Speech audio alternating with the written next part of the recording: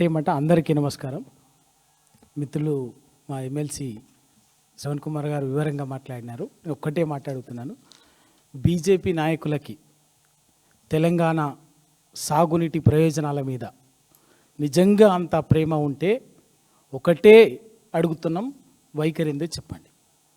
ఇవాళ గోదావరి జలాల్ని అప్పనంగా ఆంధ్రాకు చంద్రబాబు నాయుడు పోలవరం నల్లమల్ల సాగరు లేదా పోలవరం బంకచర్ల పేరు ఏదైనా కావచ్చు పేరు మీద తీసుకుపోతుంటే మీరు కనీసం ఇప్పటి వరకు కూడా ఆ పార్టీ మాట్లాడదు.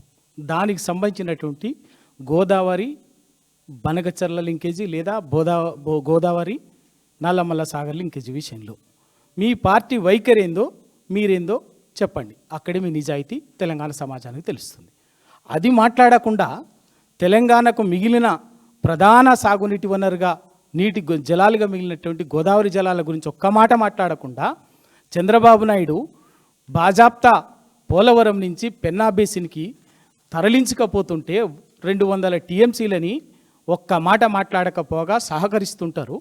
కానీ దాన్ని అడ్డుకుంటున్నటువంటి అప్రమత్తం చేసి తెలంగాణ సమాజాన్ని అప్రమత్తం చేసి ఎప్పటికప్పుడు గట్టిగా గొంతెత్తి పోరాడుతున్నటువంటి పనిచేస్తున్నటువంటి బీఆర్ఎస్ పార్టీని బీఆర్ఎస్ నాయకత్వాన్ని తూలనాడటం అనేది ఏ విలువ దేనికి అర్థమో సమాధానం చెప్పాలి.